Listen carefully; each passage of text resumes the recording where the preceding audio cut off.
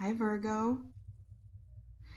Um, Somebody's been biting their tongue, holding sentences inside their mouth that want to escape, typing and deleting, picking up the phone and setting it back down, running internal debates about whether silence or speech creates more suffering.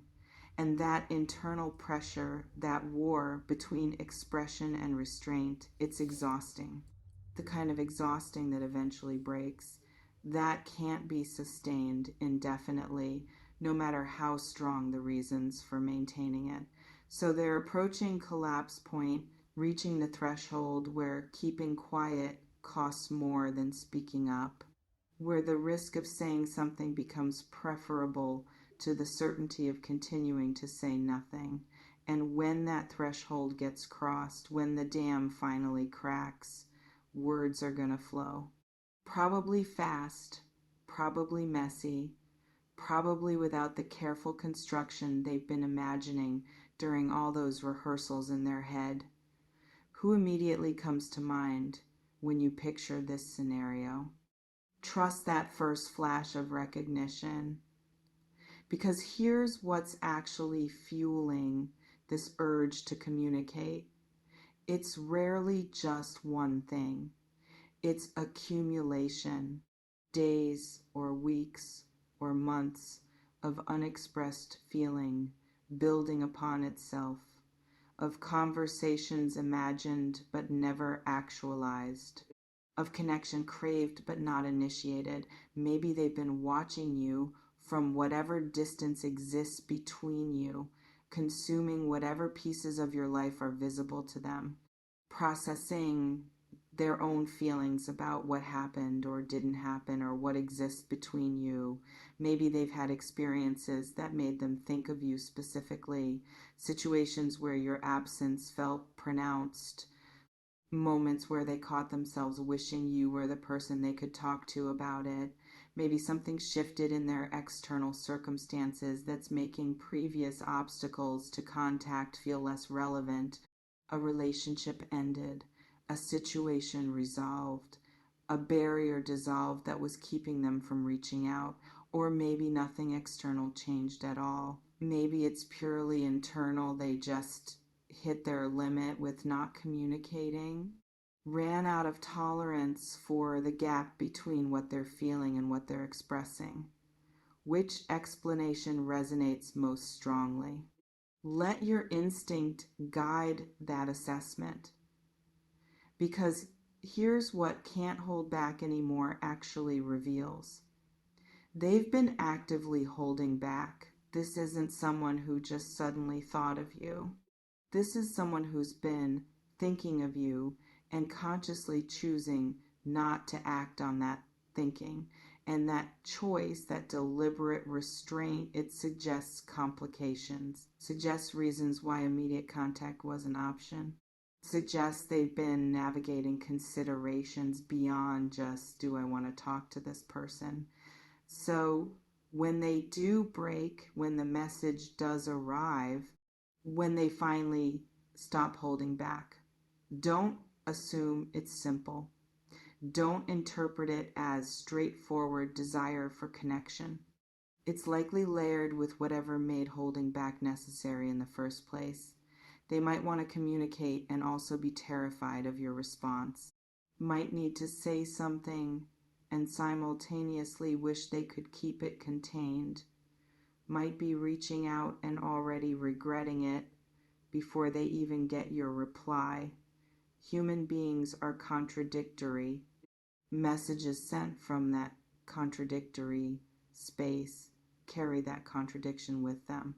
Are you expecting clarity, or are you prepared for ambiguity?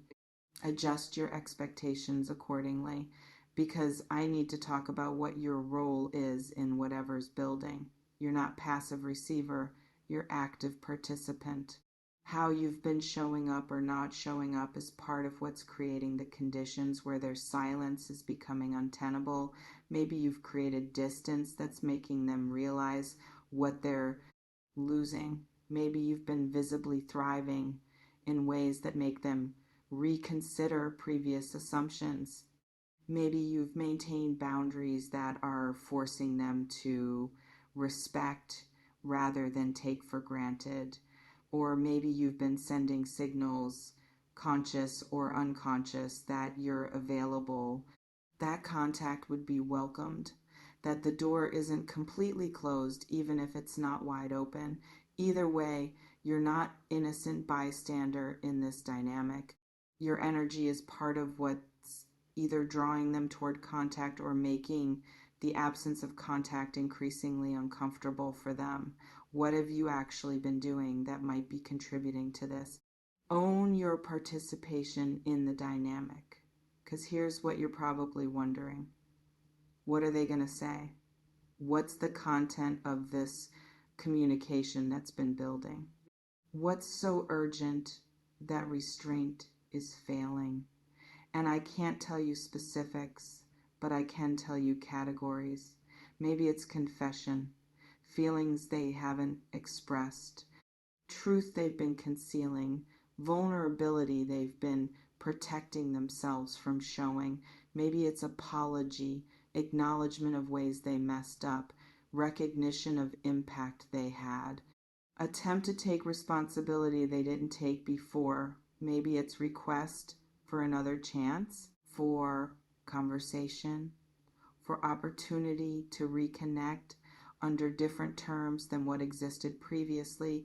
Maybe it's information, something they think you deserve to know, something that affects your understanding of past or present, something they can't comfortably withhold anymore.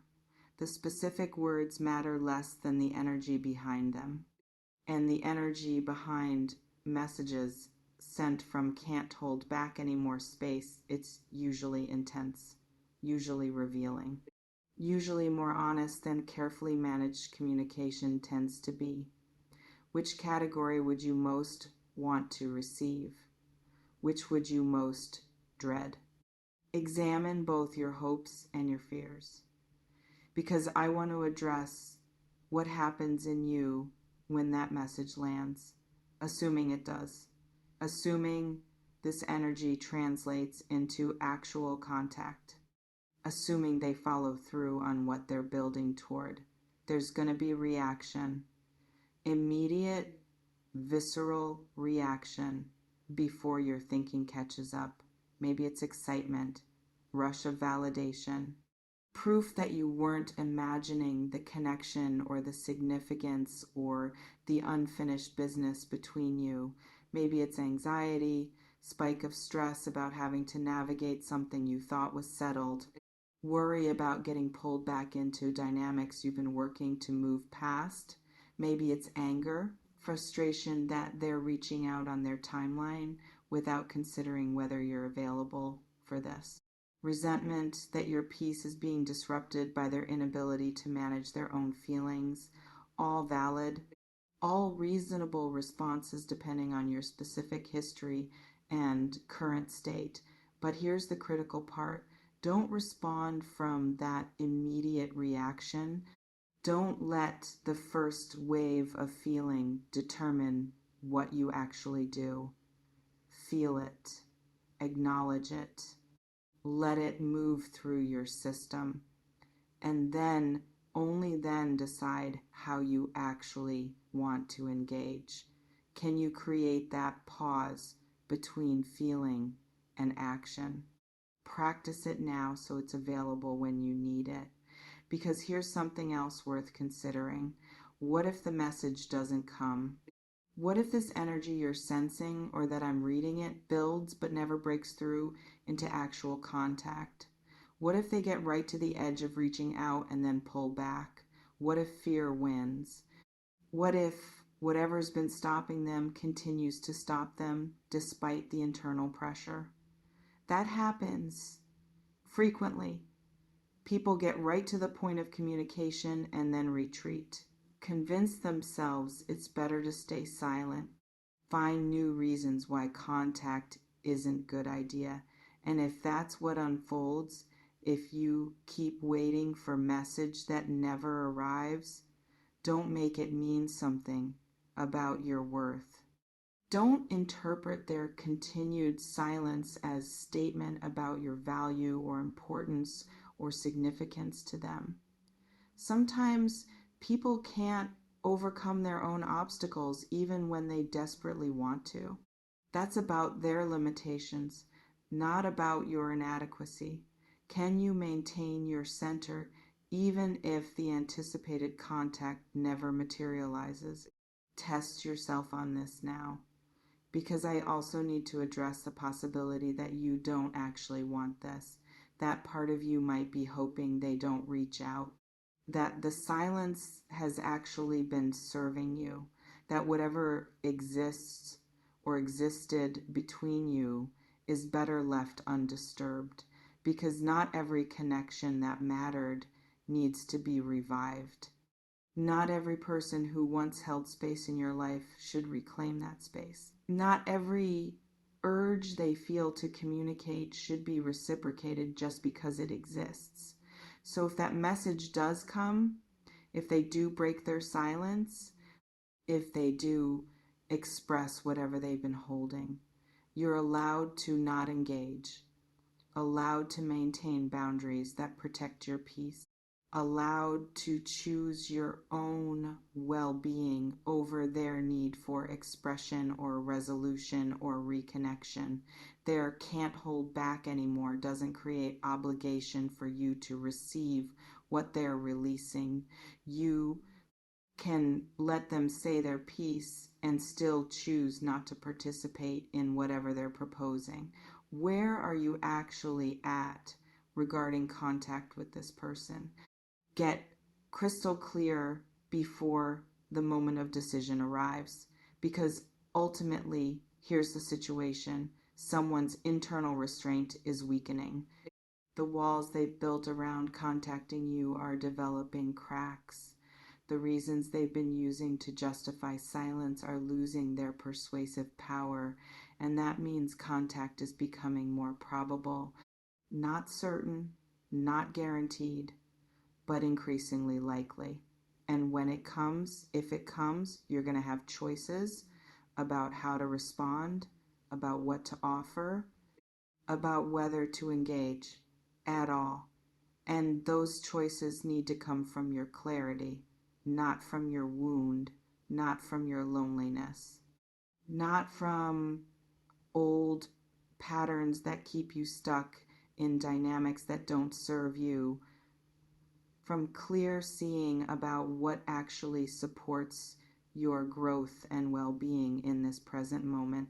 So prepare yourself, not by anxiously awaiting the message, not by obsessively checking your phone, not by rehearsing responses to scenarios that might never occur, but by getting grounded in what you actually want, what you're actually available for, what actually serves you, regardless of what they're feeling or needing or building toward.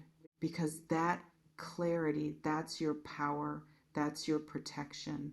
That's what allows you to navigate whatever comes with integrity intact.